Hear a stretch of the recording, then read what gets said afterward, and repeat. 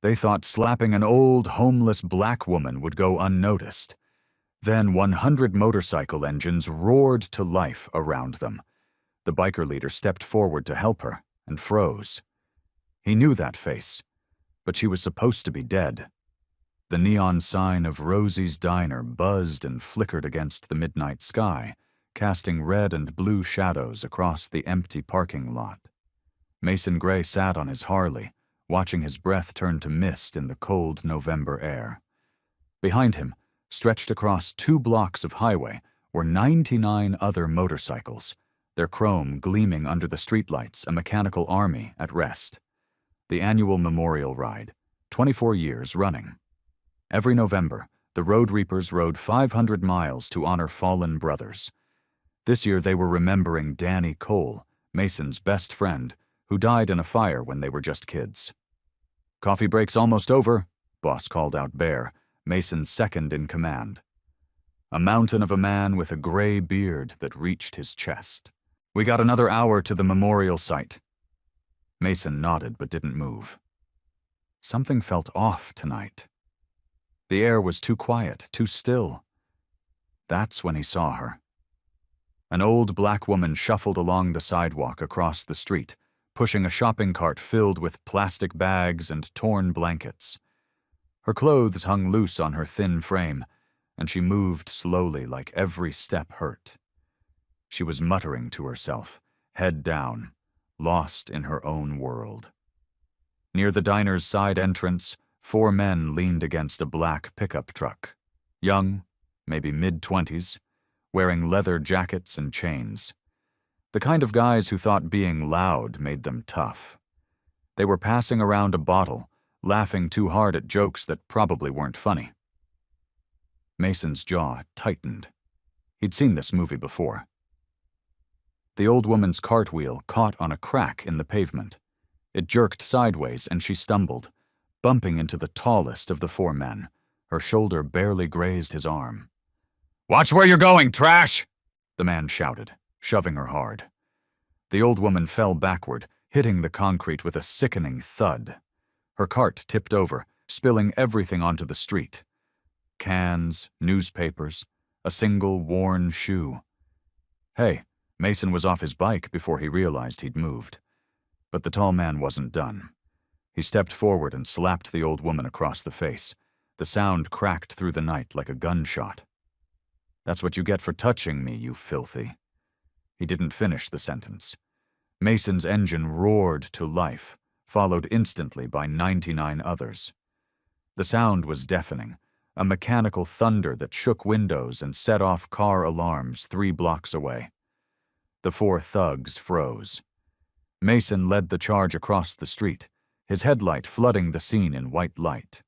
Within seconds, 30 bikers formed a semicircle around the thugs, their bikes idling like growling beasts ready to pounce. The remaining bikers blocked every exit, cutting off any escape route.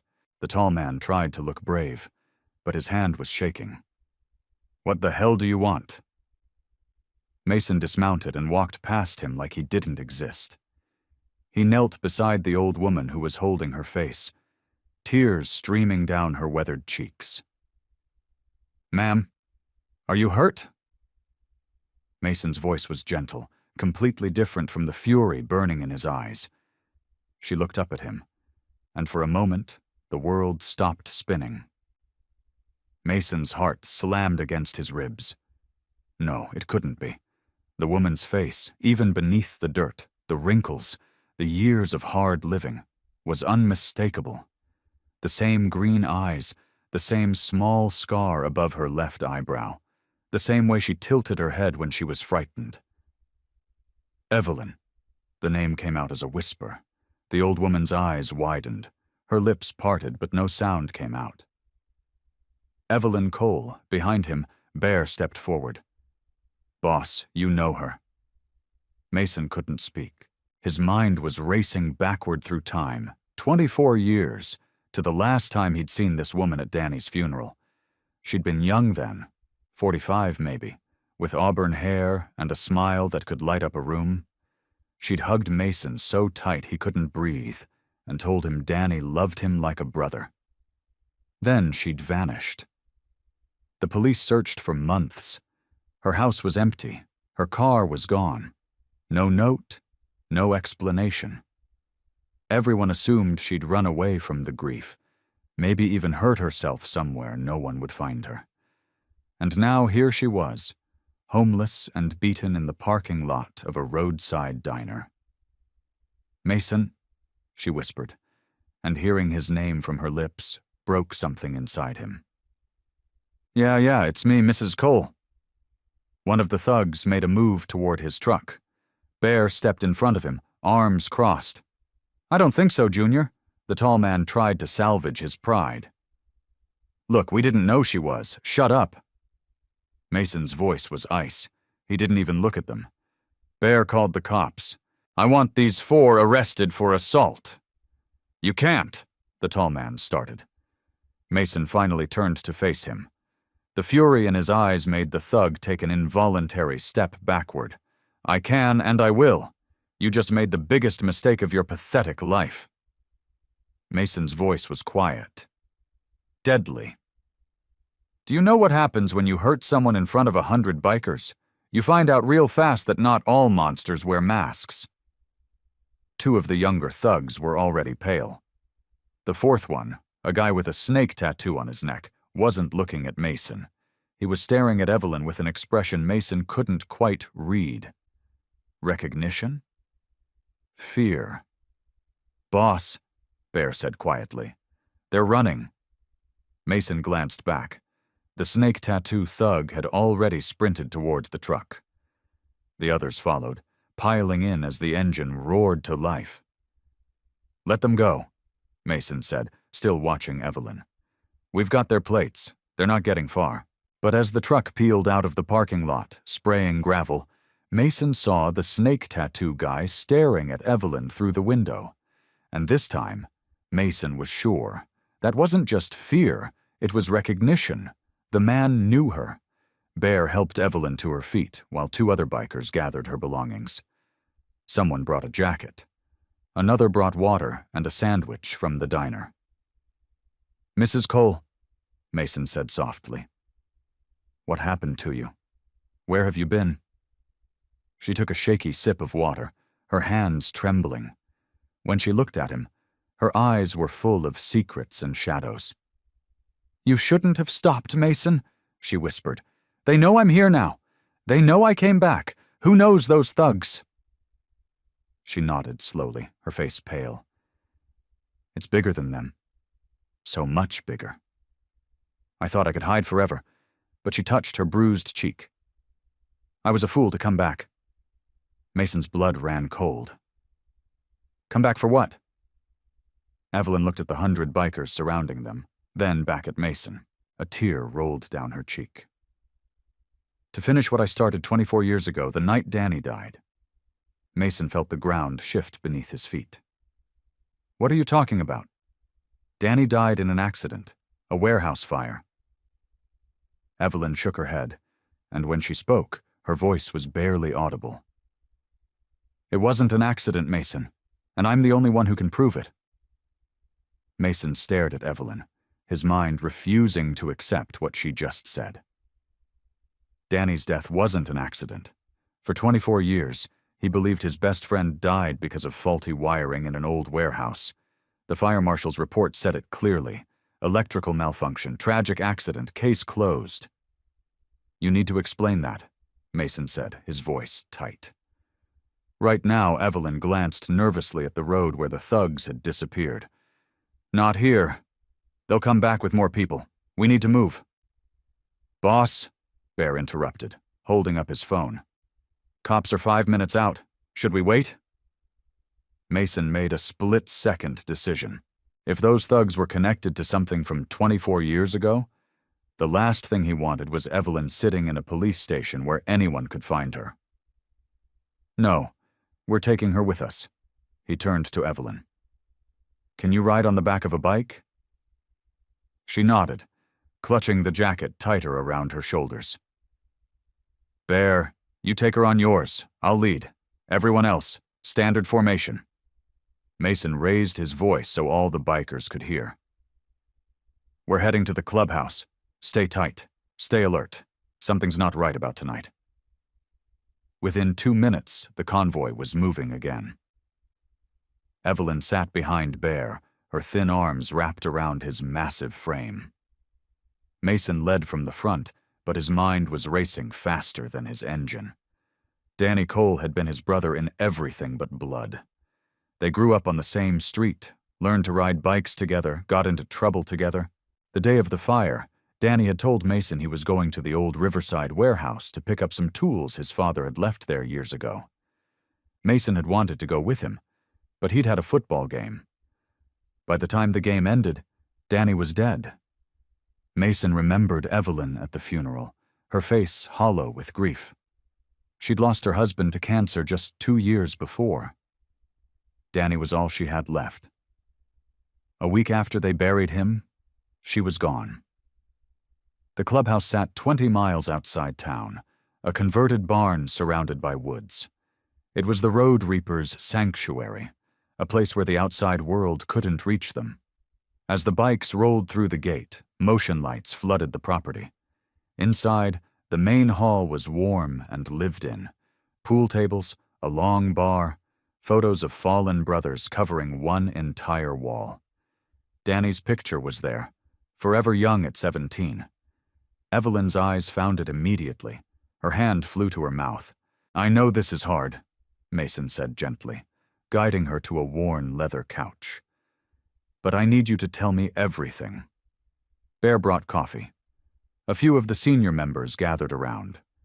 Chains, Preacher, and a woman named Razor, who'd been riding with them for 15 years. They'd all known Danny. Evelyn wrapped both hands around the coffee mug as if drawing strength from its warmth. When she finally spoke, her voice was stronger than before. "The warehouse where Danny died, it wasn't abandoned. Your father worked there for 10 years, didn't he, Mason?" Mason nodded slowly. "Yeah, before the factory closed down. He was a foreman at Riverside Shipping." "Mine too," Evelyn said. "Frank worked there until he got sick. Before he died, he told me something. He made me promise not to tell anyone, said it was too dangerous." Her hands trembled. "But after Danny died, I couldn't stay silent." "What did he tell you?" Razor asked, leaning forward. "The warehouse wasn't empty. It was being used for storage. Illegal storage. Weapons? Drugs? Maybe worse. Frank stumbled onto it by accident one night when he went back for his tools. He saw crates being loaded, men with guns. They didn't see him, but he recognized some of them. Local guys, cops, business owners. Mason's blood turned to ice. And Danny," Evelyn's eyes filled with tears. "Danny went to get his father's tools, the same ones Frank had mentioned. I think someone saw him. Maybe he saw something he shouldn't have." "The fire wasn't an accident, Mason. They killed him to keep him quiet." The room went silent. Mason could hear his own heartbeat pounding in his ears. "You have proof." Bear's voice was deadly calm. "Frank made copies of shipping manifests, records, photos. He hid them in the warehouse in a place only he knew about. Before he died, he told me where. I was going to get them after the funeral, but she paused, her voice breaking. But then Danny died, the same way Frank feared he would. I realized they'd kill me too if they knew I had that information. So I ran." "For 24 years, Preacher said quietly. "I had to. I changed my name, kept moving, stayed invisible. But 6 months ago, I heard the warehouse was being demolished. If I didn't get Frank's evidence now, it would be gone forever. Everyone who killed my son would walk free." Mason stood up, his fists clenched. "The thugs tonight. They recognized you." Evelyn nodded. "The one with the snake tattoo. His father was one of the men Frank photographed. I saw his picture years ago. He has the same eyes." She looked up at Mason, her face haunted. "They've been watching that warehouse, Mason, waiting to see if anyone comes looking. That's why they're still here after all these years. Razor swore under her breath. This is bigger than we thought. It's a conspiracy, Chains said. Has to be if it's lasted this long. Mason walked to Danny's photo on the wall. His best friend smiled back at him, frozen in time, never knowing he'd been murdered. Mrs. Cole, Mason said without turning around. Where exactly did Frank hide this evidence? In the old maintenance tunnel beneath the warehouse, behind a false panel in the electrical room, Mason turned to face his crew. The look in his eyes made even Bear straighten up. Then that's where we're going. We're going to get that evidence, and we're going to make sure everyone responsible for Danny's death pays for what they did. Evelyn stood up, her voice steady for the first time all night. There's something else you need to know.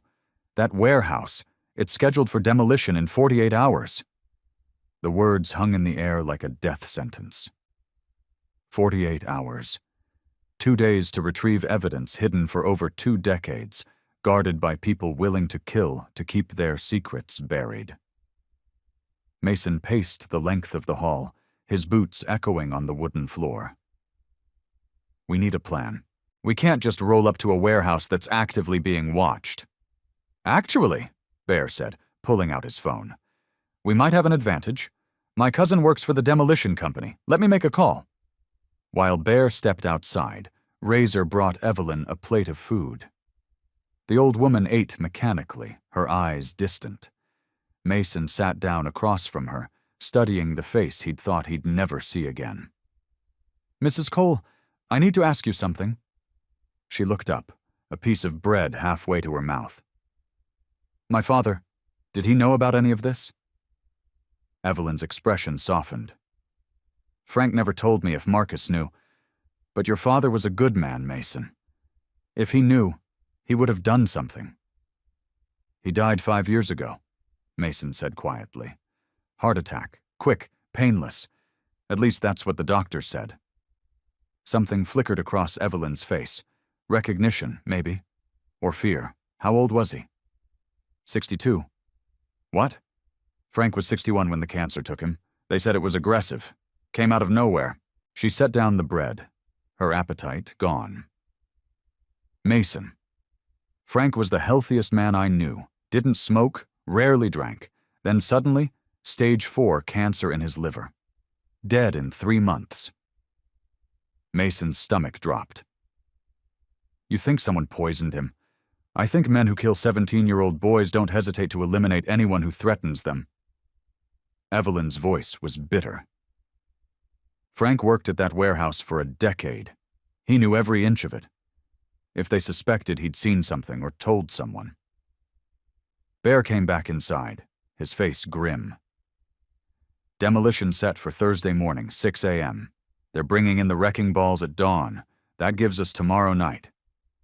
Chains said 1 shot. There's more, Bear continued. My cousin says the site's been weird. Extra security, people showing up at odd hours. He said the owner's paying double to make sure no one goes near the place until it's rubble. Who owns it now? Mason asked. Checked his phone. A company called North Point Holdings, but it's a shell corporation. He couldn't find any real names attached to it. Of course not, Evelyn muttered. They've had 24 years to cover their tracks. Razor had been quiet, but now she spoke up. If they're watching the warehouse, they already know we're involved. Those thugs saw us, saw the bikes. They'll be expecting something. Let them expect it, Mason said coldly. We have over 100 riders. They don't. But do we want a war? Preacher asked. He was the oldest member of the Road Reapers, a former army chaplain who'd seen enough violence for 10 lifetimes. Because that's what this could turn into. These aren't just street thugs. Mason. If there are cops involved, business owners, people with real power. Mason walked back to Danny's photo. His friend's face smiled at him. Trusting. Innocent. 17 years old with his whole life ahead of him, burned alive to protect someone's dirty money. I'm not starting a war, Mason said. I'm finishing one that's been going on for 24 years. Danny never got justice. Mrs. Cole's been running her whole life. My father might have been murdered, too. He turned to face the room. How many others? How many people have these monsters destroyed? The room was silent. Every person there understood what Mason was really asking. This wasn't just about revenge. It was about finally shining a light into a darkness that had consumed too many innocent lives. I'm in, Bear said first. Me too, Razor added. One by one, the others nodded. Evelyn stood up, her frail body somehow looking stronger. I'm coming with you, Mrs. Cole. No, her voice was firm. I know where Frank hid everything. The maintenance tunnel has 3 branches and only one leads to the electrical room. You need me, Mason? I'm not letting you walk into danger blind. Mason wanted to argue, but the look in her eyes stopped him. This woman had survived on the streets for over 2 decades, staying one step ahead of killers. She was tougher than she looked. Fine, but you stay in the van. You guide us by radio, nothing more. She nodded reluctantly. Bear spread a map across the pool table. Okay, let's figure out how we're doing this. We need eyes on the warehouse first. Find out how many guards, what kind of security system, entry points. I'll take a scouting team. Chains volunteered. 2 bikes. Quiet recon. We can do a pass tonight. Check it out. Good, Mason said. Take Slider and Hawk. They're the quietest riders we have. Get photos. Count guards. Look for cameras. I want a full report by dawn. As the group dispersed to prepare, Mason found Evelyn standing alone near Danny's photo. She reached up with one weathered hand touching the glass frame. I failed him, she whispered. I ran instead of fighting. Mason stood beside her. You survived. That's not failure. That's strength, is it? Because every day I was gone, the men who killed him kept living their comfortable lives. They probably forgot about him completely. Then we'll remind them, Mason said quietly. Tomorrow night, we make sure they never forget Danny Cole's name again. Evelyn turned to look at him. In the harsh light of the clubhouse, Mason could see every line on her face, every scar from years of hard living. But he could also see something else. The fierce, protective mother who had once packed his lunch when he stayed over at Danny's house, who cheered louder than anyone at their baseball games. She was still in there beneath the layers of pain and time. Thank you, she said simply. Mason squeezed her shoulder.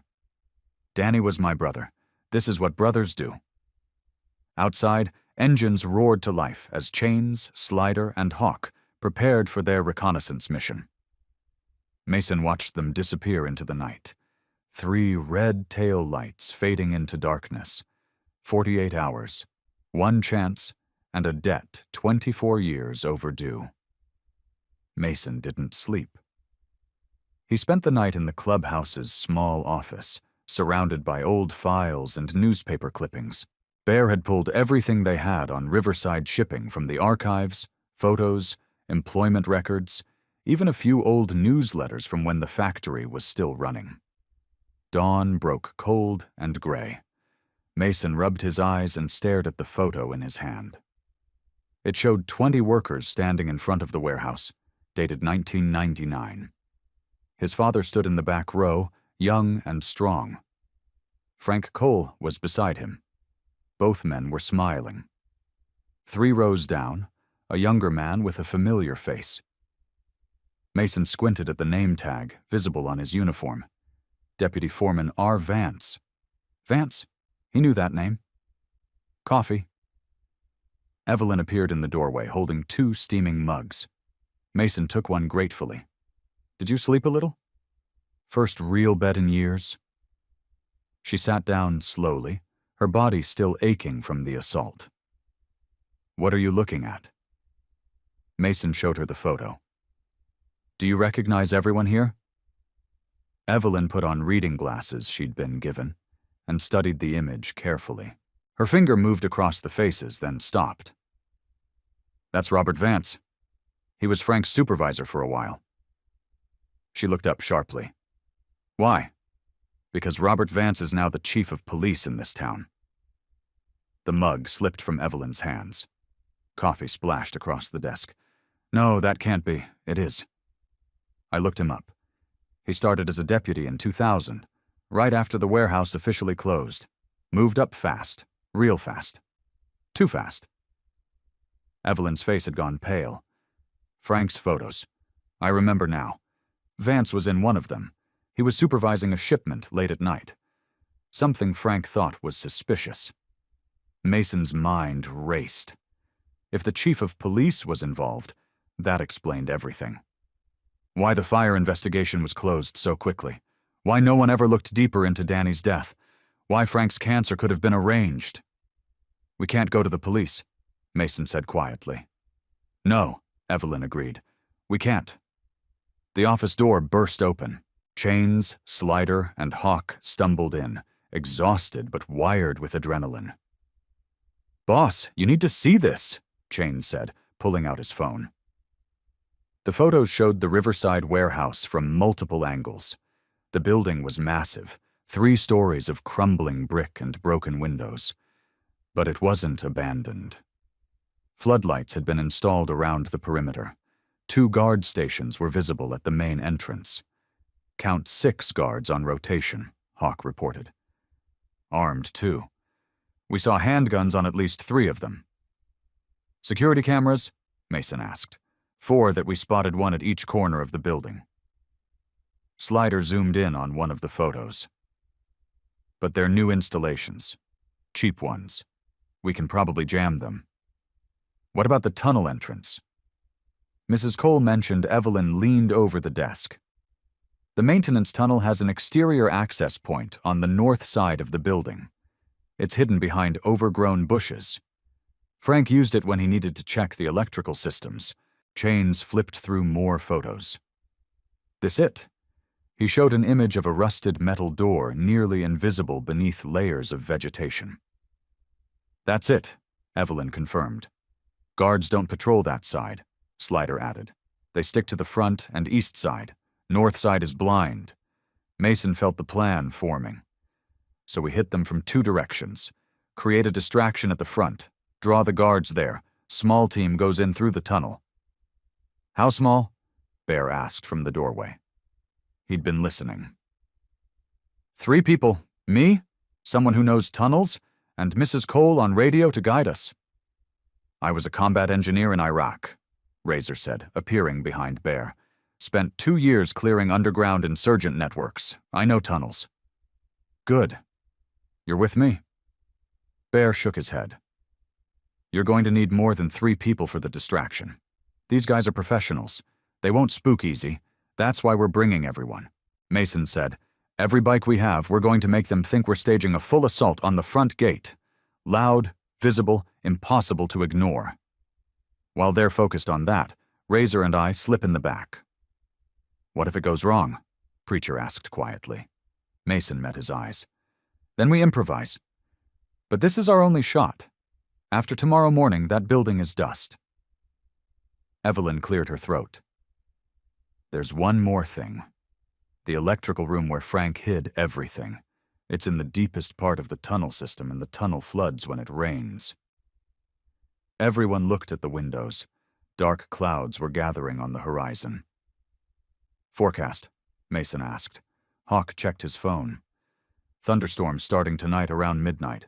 Heavy rain expected. Perfect, Mason said sarcastically.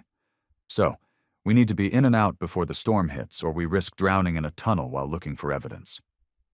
Or we wait until after the storm, Bear suggested. No time. Demolition starts at dawn. The storm will hit tonight, which means tomorrow the tunnel could still be flooded. We go tonight before the rain starts. Mason looked around the room.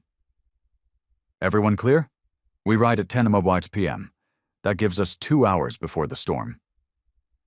The bikers nodded, but Mason could see the concern in their faces. This wasn't a bar brawl or a territory dispute. This was infiltrating a guarded location connected to powerful people who'd already killed to protect their secrets. "One more thing," Mason said. "We document everything. Photos, video, whatever we find, multiple copies, because if something happens to us, I want this evidence to survive." Razor pulled out her phone. "I'll upload everything to the cloud in real time. Even if they take our phones, the evidence will be safe." "Smart," Mason said. As the group dispersed to prepare weapons and equipment, Evelyn touched Mason's arm. "Your father would be proud of you." Mason looked at his father's face in the old photo. "I hope so, because if you're right about what they did to him, this is for him, too."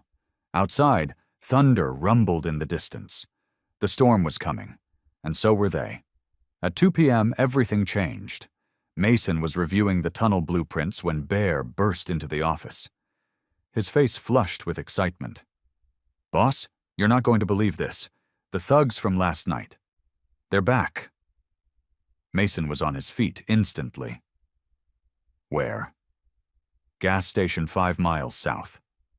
Hawk spotted their truck while getting supplies. Same plate number." "Are they alone?" "Hawk says there's 4 of them, plus 2 more guys. Bigger guys, professional looking." Mason grabbed his jacket. "Give me a visual." Now, 10 minutes later, Mason and Bear were watching a live video feed on Bear's phone. Hawk had positioned himself across the street from the gas station. Camera zoomed in on the black pickup truck. The 4 thugs from last night were there, but they weren't the interesting part. 2 men in expensive suits stood beside a black Mercedes talking with the snake tattoo thug. One was older, maybe 60, with silver hair and cold eyes. The other was younger, built like a boxer. "Can you get audio?" Mason asked. "Too far," Hawk whispered through the phone. "But wait, the old guy just handed Snake Tattoo an envelope. Cash." Looks like Mason watched as Snake Tattoo opened the envelope, counted bills, then nodded. The conversation continued for another minute before the suits got back into the Mercedes. "Follow that Mercedes," Mason ordered. "Stay way back. Don't let them spot you. Copy that." The feed went dark as Hawk mounted his bike. Bear pulled up a tracking app. "He's moving, heading east on Route 47. Mason called Slider. I need you on this, too. Hawk's tailing a black Mercedes. Get parallel to him. 1 road over. If they spot him, you pick up the tail on it." For 20 minutes, they watched the dots move across the map. The Mercedes drove through town, past the shopping district, then turned into an industrial area near the river. Boss Hawk's voice came through breathless. "You're not going to believe where they went." "Where?" "Riverside Shipping. The warehouse. The Mercedes just drove through the gate." Mason felt ice in his veins. "Are you certain?" "Dead certain." "And boss, Chief Vance's patrol car is parked right outside." Bear swore under his breath. "They're all there right now." Mason's mind raced. This was an opportunity they might not get again. "Hawk, can you get closer? Get eyes on what they're doing. There's a drainage ditch about 50 yards from the north side. I can belly crawl through it. Do it. But Hawk, if you get spotted, you run. Don't be a hero. Understood." The next 15 minutes were agonizing. Mason paced while Bear monitored the phone. Finally, Hawk's whispered voice returned. "I've got visual. They're in the warehouse, 2nd floor. I can see them through the windows. 6 men total. The 2 suits, Vance, and 3 others I don't recognize. What are they doing? Looking at something on a table. Documents, maybe. Wait, they're pointing at the floor, like they're talking about something beneath them. The tunnel. They were talking about the tunnel." "They know," Mason said quietly. "They know we're coming."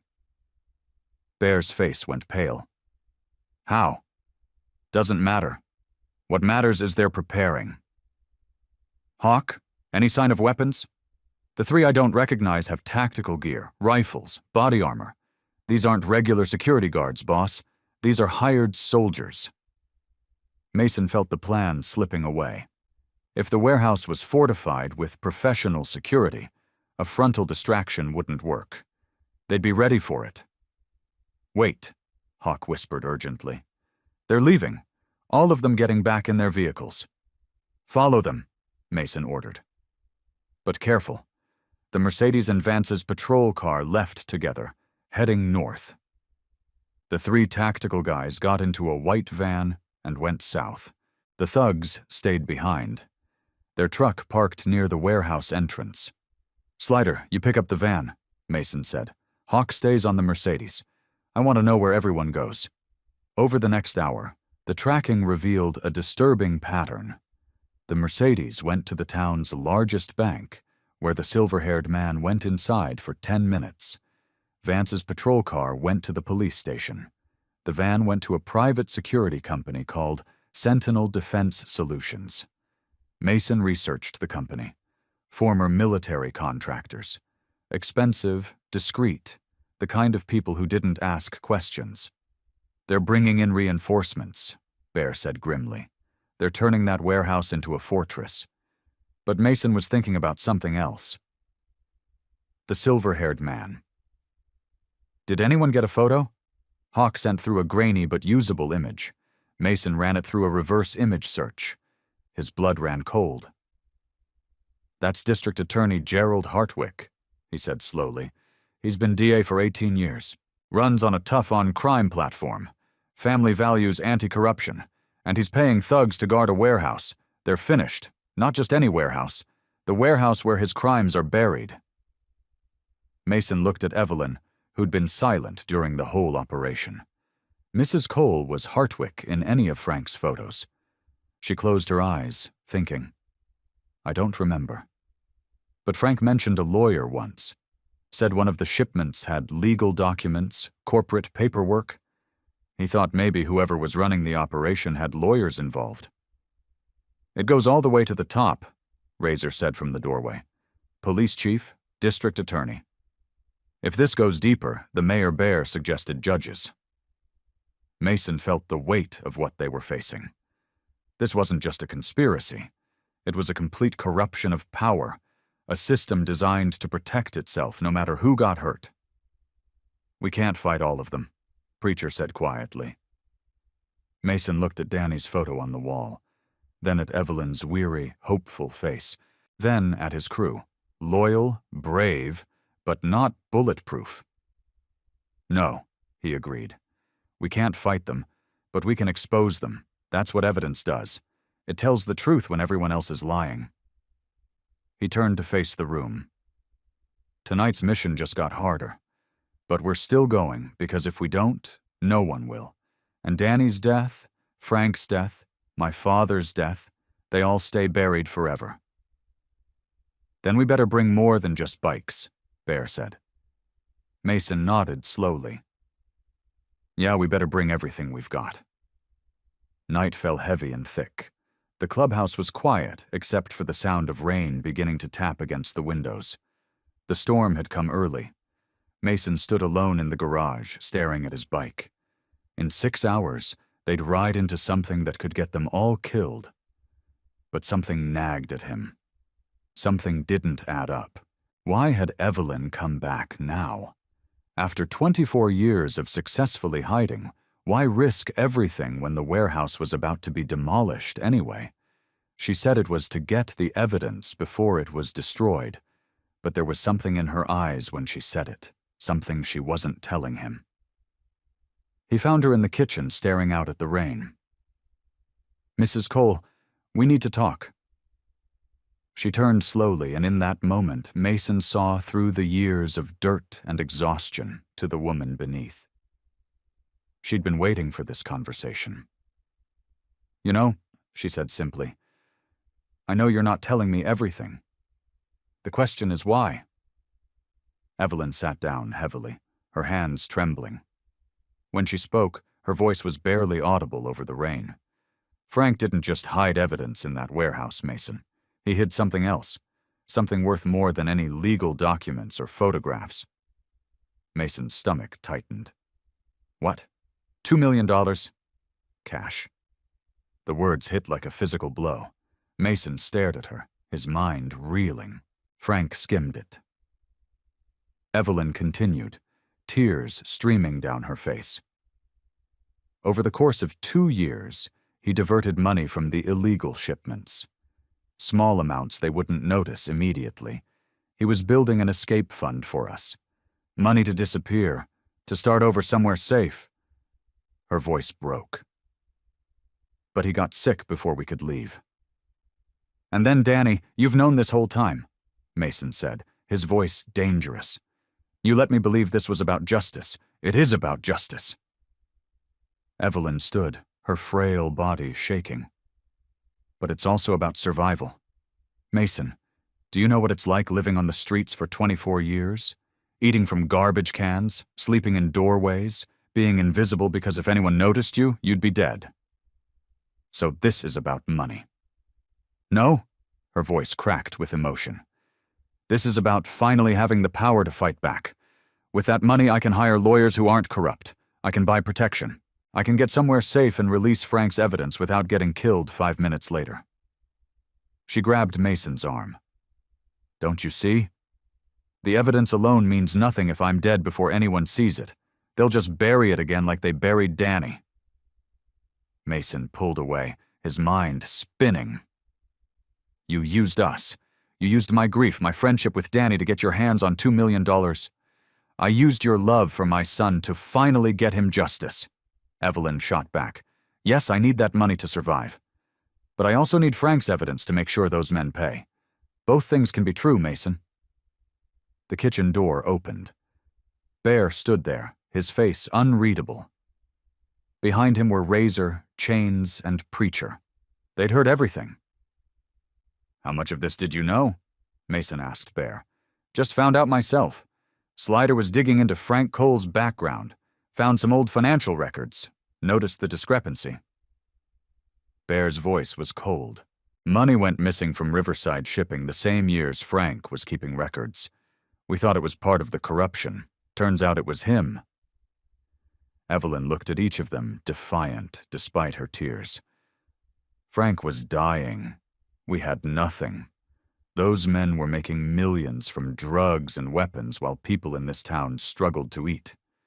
He took what he needed to protect his family. I won't apologize for that. Your husband was a thief, Razor said flatly. My husband was desperate, Evelyn countered, and he paid for it with his life. They poisoned him. I know they did. When they realized money was missing, they traced it back to Frank. The cancer was just their cover story. Mason walked to the window, watching rain streak down the glass. Everything was different now. This wasn't a simple mission for justice. It was tangled up with money, theft, survival. Does the money change what they did to Danny? Preacher asked quietly. The question hung in the air. Mason turned back to face them. No, he said finally. Danny was innocent. They murdered him. That doesn't change no matter what Frank did. But we're risking our lives to help her get rich, Bear said. We're risking our lives to expose murderers, Mason corrected. What happens to the money after that's up to Mrs. Cole. Evelyn wiped her eyes. I swear to you, Mason on Danny's grave. If we get that evidence, I'll release it. Every document, every photo, every piece of proof Frank collected. The money is just so I can survive long enough to see them punished. And if you take the money and run, Razor challenged, then you'll know I lied, and I'll spend the rest of my life being exactly what you think I am, a coward and a thief. Evelyn's voice was steady now. But I won't run. Not this time. I owe Danny that much. Mason looked at his crew. Bear's face was stone. Razor looked disgusted. Chains seemed conflicted. Preacher was unreadable. Vote, Mason said. Do we go through with this, knowing what we know now, or do we walk away? One by one. Hands went up. Bear was last, his jaw tight, but his hand rose. We go, Mason said. But Mrs. Cole, understand this. If you betray us, if you take that money and disappear without releasing the evidence, we will find you. And there won't be anywhere on Earth you can hide from the Road Reapers. Evelyn met his eyes and nodded. I understand. Outside, the storm intensified. Lightning cracked across the sky. They had 3 hours until the mission. And now Mason knew they were riding for a thief's fortune as much as a friend's justice. The question was, could both things survive the night? 10:47 p.m. The rain had stopped, leaving the streets slick and gleaming under scattered streetlights. Mason led the convoy through back roads, engines rumbling like distant thunder. 103 riders moving in perfect formation. They'd contacted someone outside the local system, a state investigator named Sarah Chun, who'd been trying to crack corruption in the county for years. She was waiting 3 miles from the warehouse, with a team of federal agents ready to move the moment Mason gave the signal. But first, they had to get the evidence. Mason's earpiece crackled. Team Alpha in position, Bear's voice reported. He was leading 50 bikes to the warehouse's main entrance for the distraction. Team Bravo ready, Chains added. His team would block the southern access road, cutting off reinforcements. Tunnel team status, Mason asked. Razor's voice came through from beside him, ready to breach. Mrs. Cole, you're on. In the support van a quarter-mile back, Evelyn's trembling voice guided them. The tunnel entrance should be 15 feet ahead on your right. Behind the thorn bushes, Mason and Razor dismounted, moving quietly through the overgrown vegetation. Their flashlights found the rusted metal door exactly where Evelyn said it would be. It's padlocked, Razor whispered. Mason pulled out bolt cutters. 3 seconds later, the lock fell away. The door groaned as they pulled it open, revealing a concrete stairway descending into darkness. Team Alpha, begin distraction. Now, a mile away, Bear's team roared to life. 50 motorcycles accelerated toward the warehouse gate, headlights blazing, engines screaming. The sound was apocalyptic. Mason and Razor descended into the tunnel. The air was cold and damp, smelling of rust and decay. Water dripped from the ceiling, pooling on the floor. Electrical room is straight ahead, then left at the first junction. Evelyn's voice guided them. Approximately 200 feet. They moved quickly, their footsteps splashing through shallow puddles.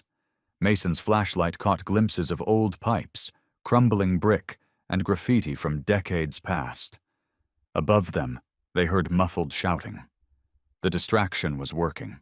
Junction ahead, Razor said. They turned left into a narrower passage. The ceiling was lower here, forcing them to crouch. Mason's heart pounded. They were close. Electrical room 30 feet, Evelyn said. But Mason, there's something I didn't tell you. Mason froze. What? The room is locked. You'll need the combination. Its static erupted in his ear. The signal was breaking up. Mrs. Cole, Evelyn, nothing but white noise. Damn it, Razor hissed. We're too deep. Signal can't reach. Mason's mind raced. They'd come this far. He wasn't turning back. We find another way in. They reached the electrical room. The door was steel institutional with a combination lock that looked military grade. This wasn't here in Frank's time, Razor said, examining it. They added this recently. They knew someone might come looking. Mason studied the door frame. Old concrete, weakened by water damage. The door is strong, but the wall isn't. Can you bring it down? Razor pulled out a small, shaped charge from her pack. Military grade, precisely measured. This will do it, but the noise will bring everyone running. Then we better be fast. Mason radioed Bear. We're about to make noise down here. Be ready to pull back if things go sideways. Copy that, boss. Razor placed the charge, and they retreated around the corner. The explosion was muffled by the tunnel, but still powerful enough to shake dust from the ceiling. When they returned, a section of wall had collapsed, leaving a gap large enough to squeeze through. Inside, The electrical room was exactly as Evelyn described. Old circuit breakers lined the walls. In the far corner was a panel that looked slightly different from the others. Newer screws, less rust. Mason pried it open. Behind it was a small safe embedded in the wall. "Of course," Razor muttered. "Another lock, but this one was old, from Frank's era." Mason pulled out a small pry bar and wedged it into the seam. With Razor's help, they leveraged it open with a screech of protesting metal. Inside were 3 waterproof bags. Mason's hands shook as he opened the first one. Documents, dozens of them, shipping manifests with altered dates, photographs of men loading unmarked crates, financial records showing payments to offshore accounts. The second bag held more photos. Mason's breath caught. There was District Attorney Hartwick, 20 years younger, shaking hands with a man Mason didn't recognize. Behind them, crates marked with international shipping codes. Another photo showed Chief Vance in civilian clothes counting money. The third bag was heavy. Mason already knew what it was before he opened it. Stacks of $100 bills vacuum sealed. More money than he'd ever seen in one place. $2 million, Razor breathed. "It's real." Mason's earpiece suddenly crackled back to life. Asset respond. "Mason, they know you're inside. They're sending people into the tunnel. Get out now." Mason stuffed the documents and one bundle of cash into his jacket. "Take the rest of the money," he told Razor. "We move now." They squeezed back through the hole and ran. Behind them, flashlight beams pierced the darkness.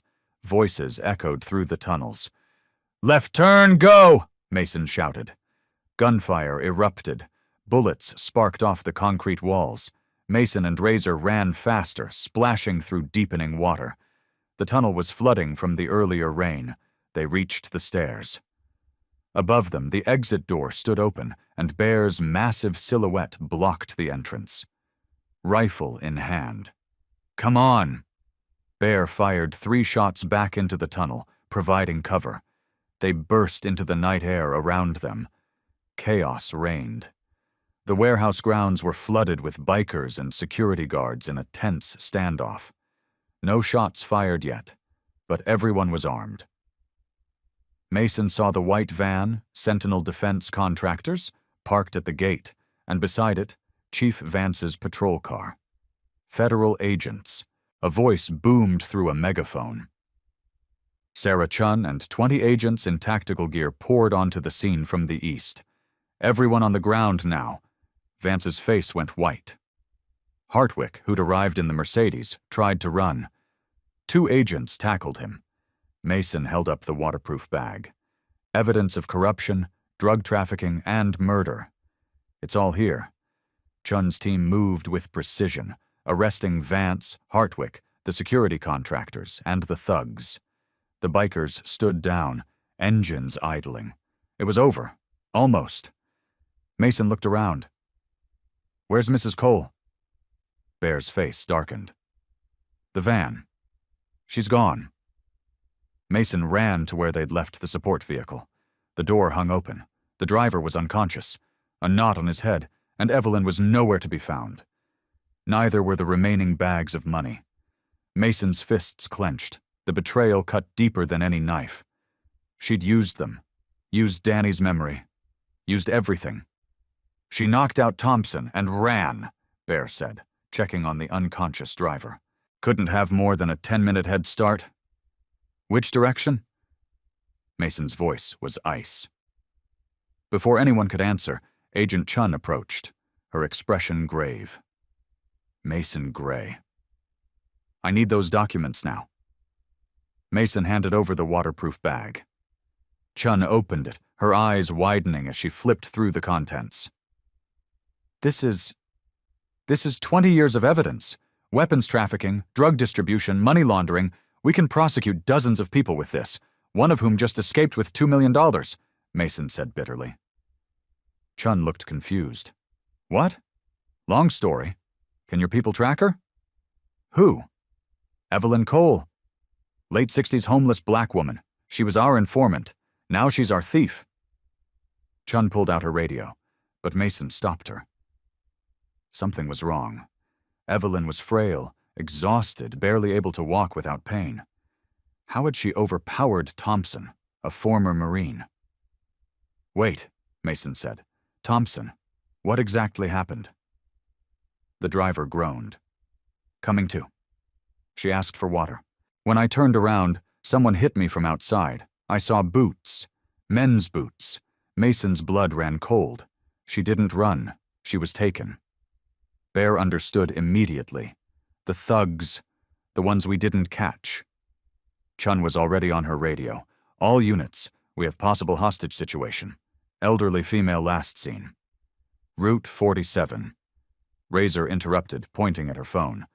I tagged one of the money bags with a GPS tracker. Old habit from my military days. It's moving east on Route 47, heading towards the river.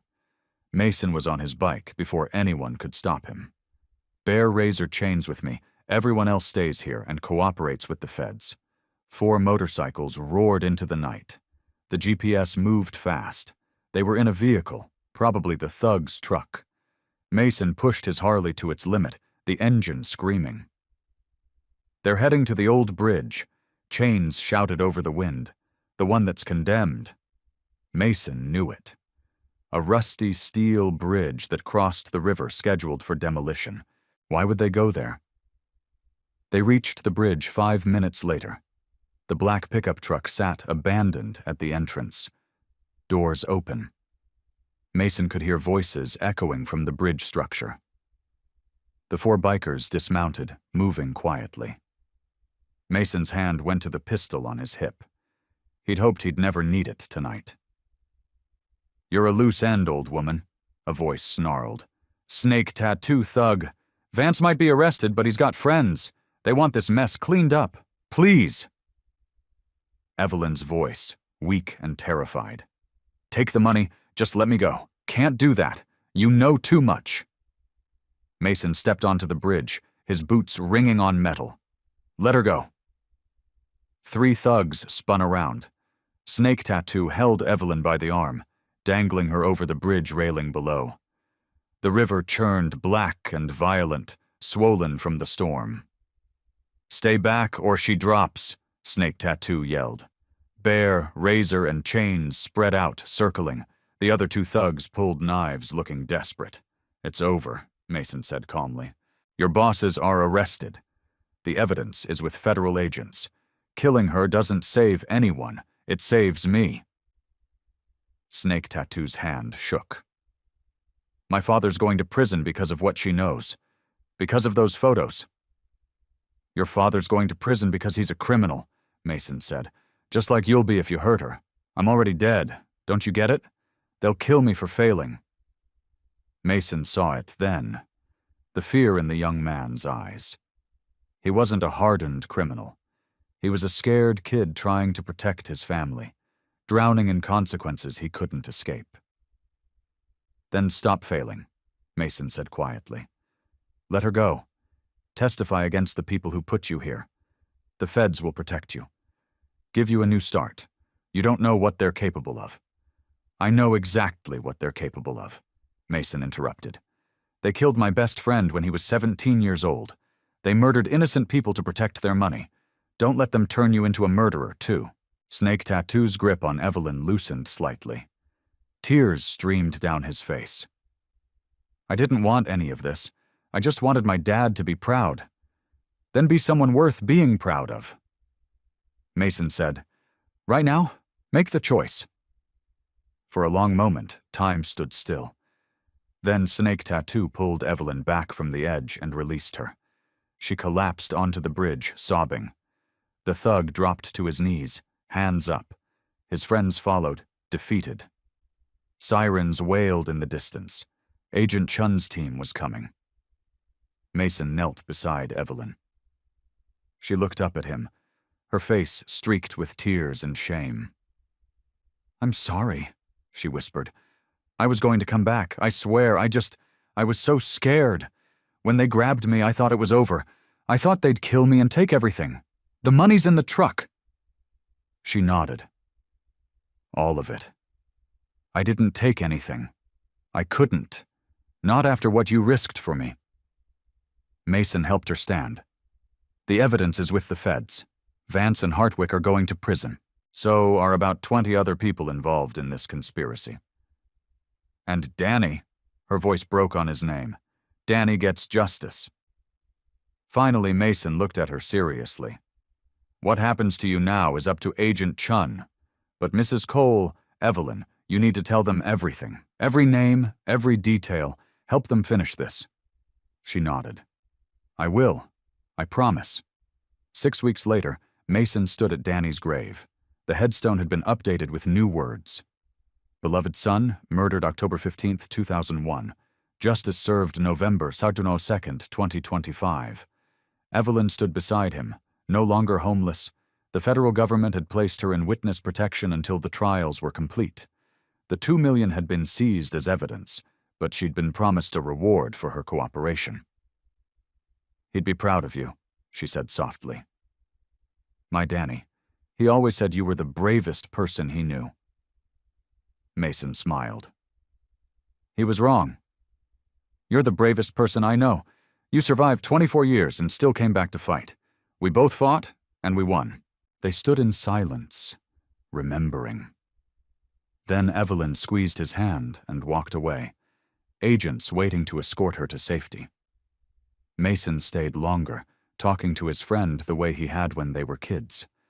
The thugs who slapped an old black woman had learned a brutal truth.